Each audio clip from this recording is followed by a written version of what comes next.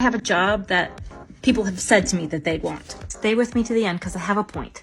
My job is super fun and creative. I get to design Airbnb spaces like this and this and this. But maybe those people aren't pursuing a job like mine because they think there are things that they just can't do and that I just magically know how to do things and I do them perfect. If you all knew how many mistakes I actually make on a daily basis, it's more about continuing through hard situations and making them work even when you've royally messed them up than just like having a natural ability to begin with. I'm the kind of person who rage cuts with an oscillating saw when things don't go my way. Yeah, rage cutting? Not ideal.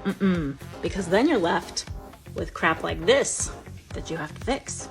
Someday, I will learn how to do things right, and it will be a smooth, easy process. To be honest, I don't actually think that'll ever happen. My point is that to do a job like mine, it's more about accepting yourself where you are and your imperfections and just freaking moving forward despite them. Now I gotta figure out how to fix this. Follow along to see how it turns out.